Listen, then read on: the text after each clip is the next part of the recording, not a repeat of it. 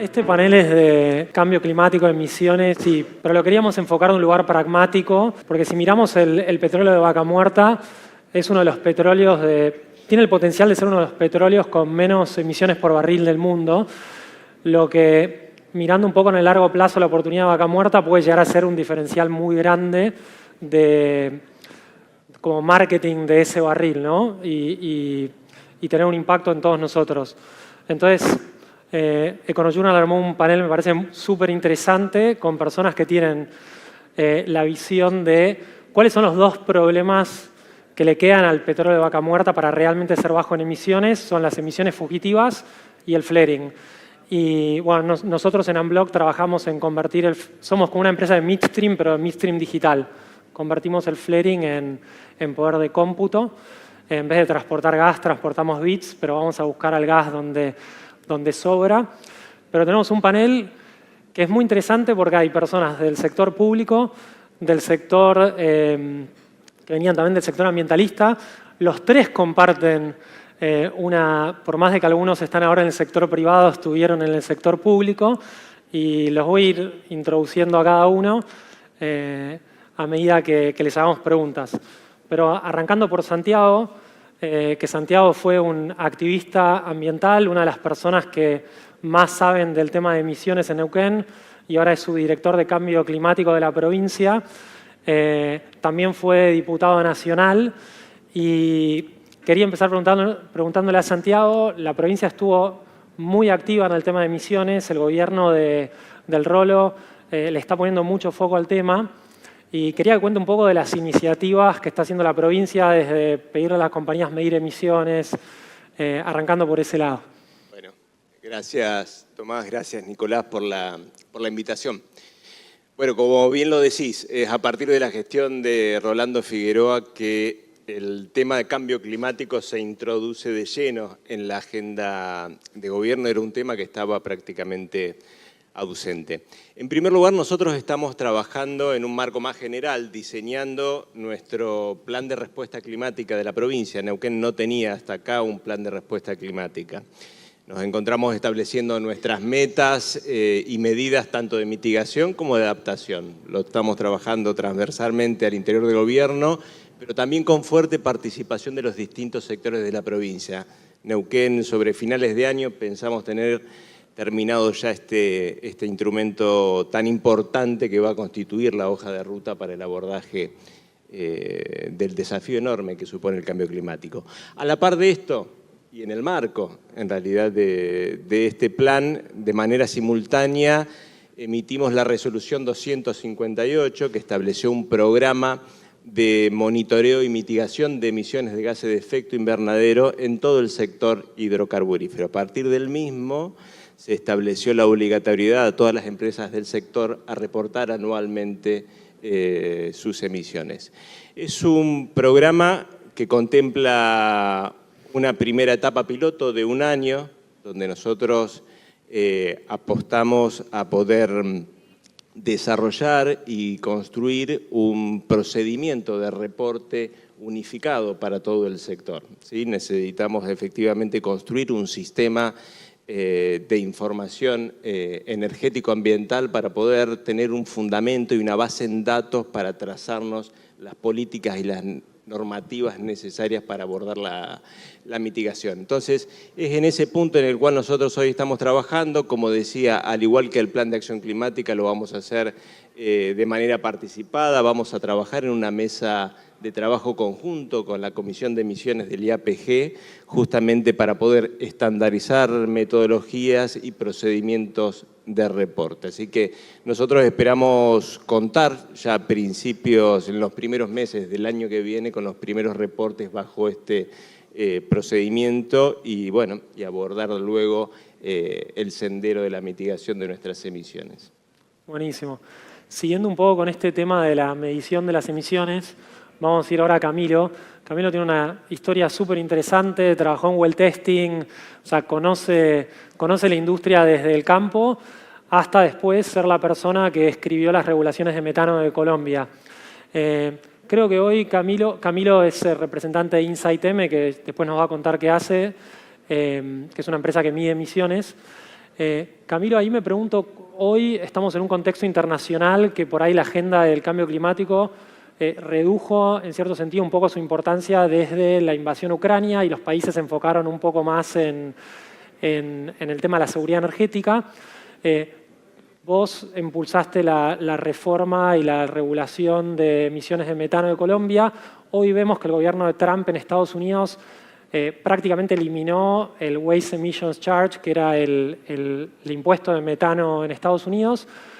¿Cuál es tu visión por ahí un poco más pública / privada? Y después vamos a ir bien a fondo a los nuevos negocios aprovechando metano. Pero ¿cuál es tu visión de qué está pasando en este momento? ¿Qué va a pasar en los próximos años? ¿Por qué ustedes apuestan a que las operadoras realmente igual van a querer seguir aprovechando el metano, reduciendo emisiones de metano, etcétera? Buenas tardes, gracias Tomás, gracias Nicolás por la invitación. Bueno, es una pregunta bastante interesante porque la industria de hidrocarburos y sobre todo el cambio climático ahorita está siendo muy influenciado por la geopolítica que está aconteciendo en los últimos años. Digamos que a tu pregunta de cómo se están manejando las emisiones en Estados Unidos, por ejemplo, nosotros tenemos operaciones hace 11 años ya en Estados Unidos, donde estamos midiendo metano y paradójicamente el año pasado y este año ha sido el año que más servicios hemos ejecutado, y esto es básicamente porque si bien en Estados Unidos se está eliminando la regulación, en Europa está entrando una regulación que es el MRV, que comienza a regir en 2017. Entonces todos los que quieren exportar ese gas hacia Europa deben cumplir con una huella o una hoja de ruta de una base de datos de ese metano o de esas emisiones de los productos. Entonces ha sido un cambio bien interesante. Inicialmente pensamos que el mercado iba a caer, pero lo que hizo fue un repunte porque todas las operadoras, incluyendo Argentina, están apuntando a este mercado de Europa. La solución, digamos, desde el punto de vista regulatorio y lo que tuve la oportunidad de aprender en Colombia es que una regulación tiene que ser pragmática. Todos queremos un mejor medio ambiente, todos queremos trabajar para limpiar el medio ambiente, pero solo lo podemos hacer si esto es pragmático, si tiene un sentido económico, si lo podemos y si las empresas lo pueden pagar. Porque desde el punto de vista del regulador, cuando ya estás ahí, quieres proteger el medio ambiente, pero ¿quién lo va a hacer? Si pones una regulación muy restrictiva, le pones una carga al operador que tal vez no pueda pagar y si restringes producción, o si es el mercado nacional el que estás atendiendo, lo que terminas haciendo es que trasladas ese costo al usuario final y le subes el precio del gas a los consumidores o a los hogares. Entonces tienes que balancear esas cargas para ver cómo se hace.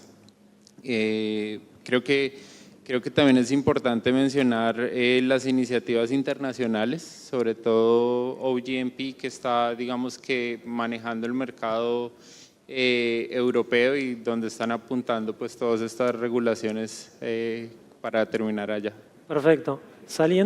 Gracias Camilo, saliendo un poco de las regulaciones, si bien Pablo hiciste tu doctorado en temas de regulaciones y sus interacciones con Oil and Gas, sos una de las personas, fuiste director de Sideco, liderando la parte de energía durante muchísimos años, debes ser uno de los ejecutivos argentinos con más experiencia en la intersección entre manufactura y Oil and Gas. Hace poco estuvimos visitando Aspro, es impresionante lo que estuviste haciendo los últimos meses casi desde que tomaste el liderazgo, en avances en tecnología, te compraste con Presco, se empieza a mover el mercado de M&A de Argentina, Oil and Gas. ¿Querés? Ojalá, totalmente. Estaría bueno que cuentes un poco qué son estas innovaciones que estás haciendo en Aspro y tu visión, ya pasando a la parte de la oportunidad como mirando la baja de emisiones como una oportunidad de negocios. ¿Qué oportunidades estás viendo vos para uso de gas asociado, aumentar el mercado de gas en Argentina? ¿Qué cosas te parece que Aspro va a jugar un rol fundamental, no? Bueno, gracias, Tommy. Demasiadas lindas palabras. Y gracias por la invitación a Gaby y a todo el equipo de Econojournal. Nosotros, Aspro, primero una breve síntesis de qué es Aspro y dónde estamos hoy. Aspro es una empresa que tiene 40 años en Argentina es un montón. Somos un fabricante integrado de compresores, o sea, no solamente somos un paquetizador de compresores, sino que fabricamos la unidad compresora y la diseñamos. Tenemos siempre, digamos, Aspro se manejó los últimos 5 años, fue primero o segundo exportador de maquinaria de Argentina, o sea, tenemos una gran presencia en mercados internacionales.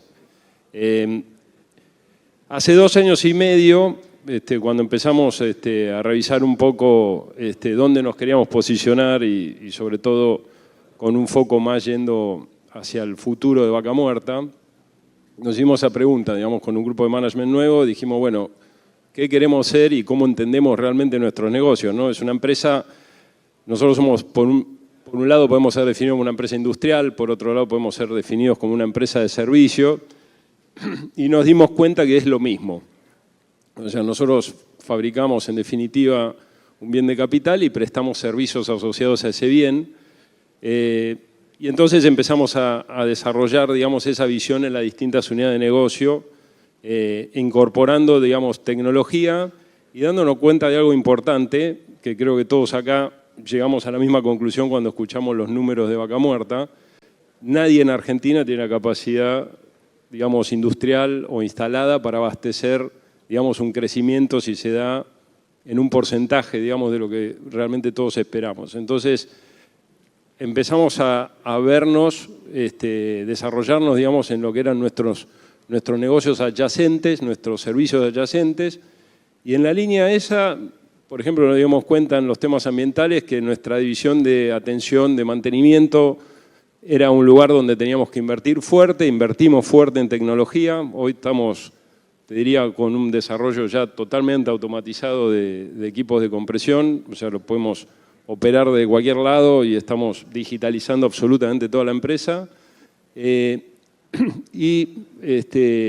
Empezamos a presentar algunas soluciones, digamos, más que nada en productos, digamos, para encontrar este vector, digamos, de soluciones, digamos, al transporte y al consumo, ¿no? Con Enargas encontramos en esta gestión un montón de receptividad, digamos, a cosas que sí están aprobadas en otros mercados para poder ser lanzadas aquí, por ejemplo, equipo de transporte de material compuesto, tenemos soluciones de compresión y despacho de gas, digamos, en módulos, digamos, que pueden ser transportables.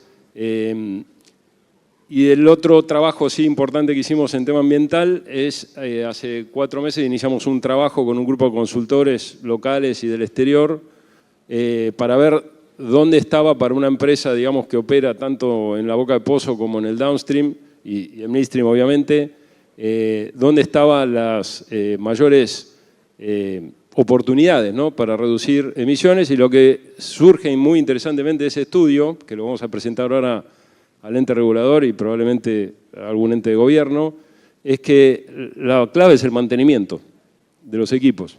O sea, la mayor cantidad de fallas o de pérdidas o de contaminación ambiental surge de equipos obsoletos, que sí se pueden reparar, digamos, son equipos que un compresor puede repararse 30 años, pero que no es la forma eficiente de hacerlo. Entonces, en línea con eso lanzamos, y dentro de nuestra mentalidad nueva de servicio, dijimos, bueno, nosotros tenemos que brindar una solución al mercado con eso, y lanzamos una división interna que se llama Aspro Finance, en donde le ofrecemos, digamos, a la industria, a los downstream, digamos, a que tenga compresores más de determinada antigüedad, una solución financiera para cambiar esos equipos. Esa es un poco, digamos, en líneas generales. Perfecto. Ahí, bueno, nos queda un poco de tiempo, pero vamos a ir con preguntas cortitas. Santiago, el gobernador habla mucho de la neuquinidad y siempre pone el foco en factores que en Neuquén hay que sentirse orgulloso. Una de las cosas más impresionantes de Neuquén es toda su belleza natural, tiene el aire más limpio del mundo, agua más limpia. En paralelo son ustedes un equipo súper pragmático para ayudar a la industria a avanzar. ¿Cuál es tu visión de cómo esto se va a combinar y cómo es el Neuquén del futuro que te imaginás en los próximos años o dónde vos querés llevarlo? Bueno, mira, el gobernador y todo su equipo tiene cabal conciencia de que la provincia de Neuquén está ante una ventana de oportunidad muy importante con el desarrollo de Vaca Muerta. Una oportunidad que tenemos que aprovechar porque probablemente quizás sea la última que nosotros tengamos como provincia. Y también tenemos claridad de que aprovechar esa oportunidad implica aprovecharla de manera sostenible, si es que nosotros queremos tener presente y futuro para Neuquén. De nada nos sirve transitar esto si no vamos a pensar en el bienestar presente de nuestra gente y también en el de las futuras generaciones. Así que esa es la clave con la cual nosotros pensamos transitar esta ventana de oportunidad. Cuando hablamos de sostenibilidad estamos hablando de el desafío que tenemos como gobierno de pensar y trabajar desde ahora en post-Vaca Muerta, de pensar cómo nos ordenamos como Estado para poder distribuir beneficios al conjunto de nuestra sociedad y cómo cuidamos el ambiente. Y como un poco se señalaba acá, también creo que es una oportunidad que no se da muchas veces, donde puede conjugarse oportunidad de negocios y cuidado del ambiente. Y eso es una oportunidad que tenemos por delante, que hay que tomarla y saber trabajar de manera sinérgica esa posibilidad, porque sin duda en varios mercados va a ser condición de posibilidad poder exportar si somos efectivamente eficientes en relación a emisiones, si somos sostenibles. Así que bueno, pensamos transitar esa ventana de oportunidad con muchísima responsabilidad y asumiendo ese enorme desafío, sabiendo que quizás sea la última que tiene nuestra provincia. Espectacular. Ahora para ir cerrando, Camilo, InsightM es una empresa súper interesante, vuela aviones para medir emisiones, tienen como el mejor sensor multiespectral para medir emisiones de metano fugitivas. Hace poco invirtió BlackRock en ustedes, yo viví 15 años en Silicon Valley y BlackRock no invierte mucho en startups, es bastante impresionante que eso haya pasado. Ustedes, para ir cerrando, hicieron hace poco una medición en Vaca Muerta que entiendo dio muy buenos resultados. ¿Querés contar un poco cómo están viendo el status quo de la operación de Vaca Muerta hoy y hacia dónde quieren ir ustedes para ayudar al yacimiento a ser eficiente en metano? Sí, bueno, nosotros llevamos ya 4 años tomando mediciones en Vaca Muerta. El año pasado condujimos, pues, digamos que sumando todos estos datos, como decía Santiago, lo importante cuando uno está gestionando emisiones y gestionar metano específicamente es conocerlas, tomar datos reales y esas mediciones pues nos permitieron hacer un benchmark de la cuenca. Ese benchmark básicamente nos mostró que Vaca Muerta es una cuenca muy limpia, que en términos de emisiones de metano es más competitiva, por ejemplo, que el Permian, donde nosotros llevamos tomando datos más de 12 años y sacamos estudios con S&P. Los datos son, para poderlos ver, la emisión de metano, digamos que en términos de intensidad de emisión, que recogimos el año pasado fue de 0.43, versus la del Permian del año pasado que fue de 1.37. Entonces digamos que podemos decir que el Permian está casi 3 veces emitiendo más. Lógicamente el Permian tiene alrededor de 320.000 pozos, mientras que Vaca Muerta cuenta con 80.000 pozos. Hay un camino por recorrer, pero el punto de partida es muy bueno, porque el punto de partida ya muestra que Vaca Muerta hoy es más competitivo que el Permian. Entonces, y cómo un dato, y el último, que sé que estamos mal de tiempo, la literatura te dice que el 80% de las emisiones de metano se ubican en el 20% de los puntos mayores de metano. Eso lo pudimos verificar acá en Vaca Muerta y que encontramos que las emisiones de metano se ubican al final de la cola en un 10%. ¿Y eso qué quiere decir? Que si yo ataco el 10% de las emisiones de metano, estoy solucionando el 80% del problema, pero en ese tránsito, lo que vimos y con empresas con las que hemos tenido la oportunidad de ayudarles acá, por ejemplo, una empresa reportó ahorros de $4 millones en el año por planes de gestión de metano, por mantener ese metano en la tubería. Entonces, lo que decías, no es solo no solo se puede ver con una visión de cuidar el ambiente, sino también aprovechar esa oportunidad que queda abierta desde el punto de vista económico por mantener o por esos planes de gestión de metano. Bueno, ahora Pablo, para cerrar, vamos a tener que ser breves, pero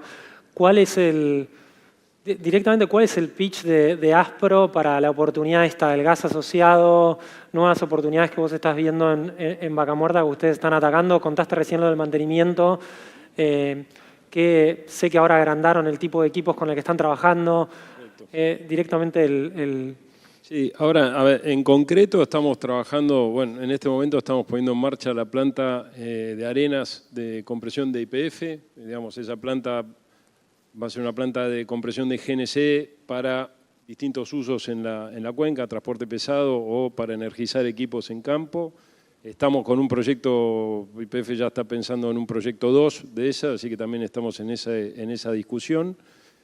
Como te decía, con Enargas estamos trabajando, ya salió a consulta digamos, pública, el uso de material compuesto para transporte de gas, digamos, y poder armar, digamos, carretas o trailers, digamos, de material compuesto para llevar gas a alta presión, a 250 bar, y con los sistemas modulares que creemos que van a tener, o pueden llegar a tener, alguna demanda importante, digamos, para operaciones remotas en la cuenca. Integrando, digamos, servicios en esa cadena de valor, también estamos viendo, digamos, alguna oportunidad de integrar a partir de una adquisición algo en lo que es tratamiento y separación. Estamos, digamos, tratando de completar todas las cadenas de servicio.